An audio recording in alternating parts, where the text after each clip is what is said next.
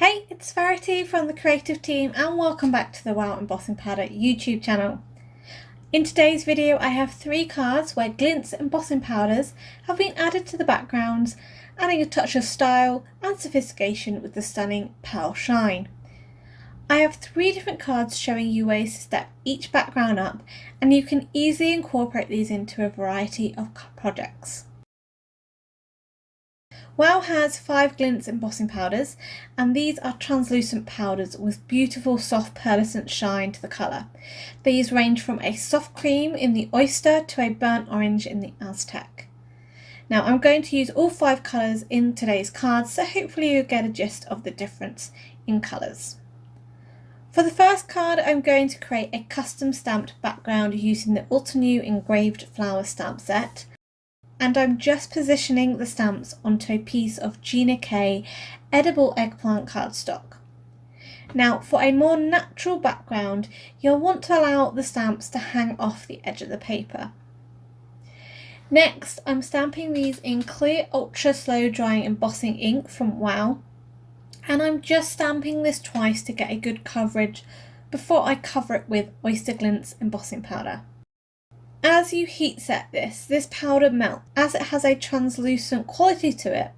It takes on a softer pearlized colour of the cardstock underneath with a cream accent to it, so when it shines in the light you get that beautiful cream colour.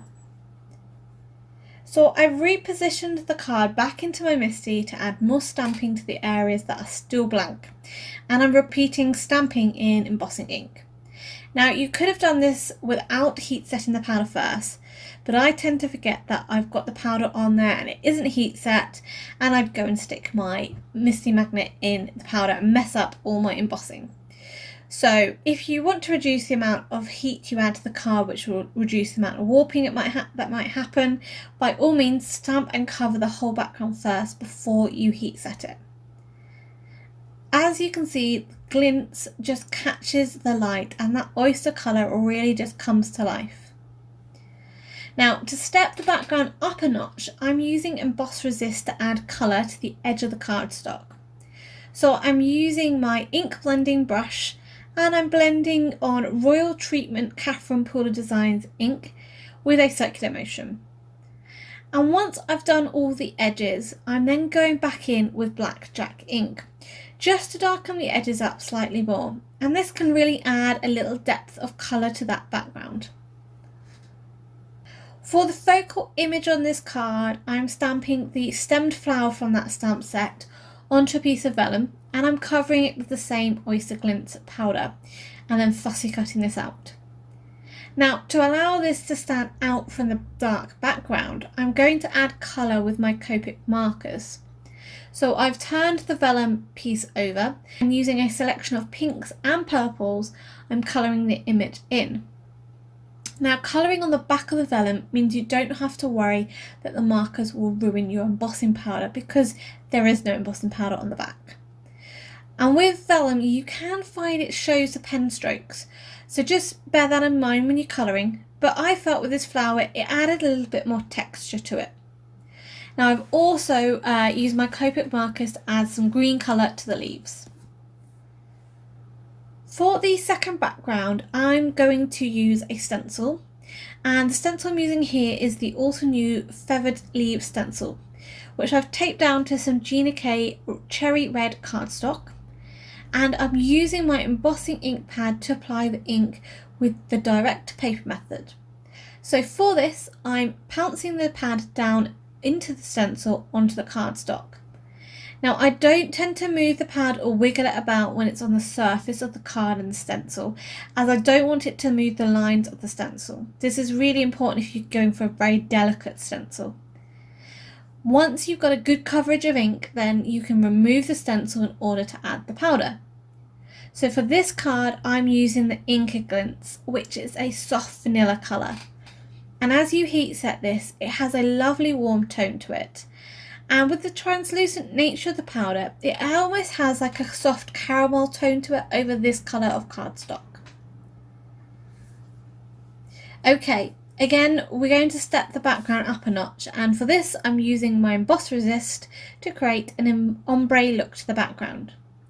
So I'm using my ink blending tool again, and I'm adding Peppermint Scrub Catherine Pooler Designs ink from one of the ends, and I'm fading the colour out as I move up the card, again using that circular motion as I'm blending the ink on.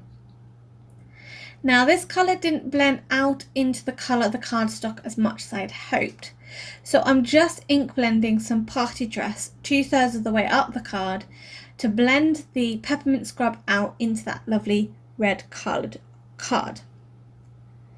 And to darken out the bottom a little bit more, I'm going in with blackjack ink. And I find a black colour or an almost black colour ink adds quite a lot of depth when you want a darker version of the base colour. So for the main focal element of this card, I've die cut the Waffle Flower Oversized Thank You die 3 times out of some Gina K Softstone cardstock. And I've layered this up with liquid adhesive for dimension.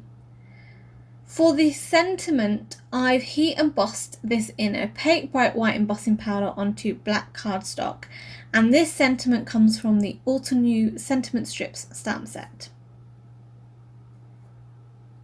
For the third card, I'm going to create a background and die cut into this to make a focal element for the sentiment to sit on. So I have a piece of Nina Classic Crest Solar White cardstock, cut this to 5.5 by 4.25 inches, and I've got my Hero Arts Nesting Circles dies out. I've selected 3 dies from the set, missing out a die in between each circle to create a thicker ring when it's die cut. And I'm securing these together with tape so that they don't move when I run this through my die cutting machine. So I run the background panel through my die cutting machine with 3 circle dies attached, and I come out with 2 rings and a full circle as well as background panel. Now for the stamping, I sneed these circles back into the background piece. So I'm just adding some tape to the back of these circles so that when they placed in my MISTI, they won't move about. Now of course you could stamp the background first and then die cut it. For some reason that day I happened to do it the other way around. As you can see, I'm going to use a Whimsy Stamps Spiral Rose Red rubber background. So I removed my foam pad from my MISTI in order to stamp a rubber stamp, and I'm stamping this in clear embossing ink. So now I plan to cover each piece of cardstock in a different embossing powder, so you need to carefully remove a ring from each tape. For the first ring, I'm covering this with Mayan Glintz, which is a stunning honey gold pearlescent colour.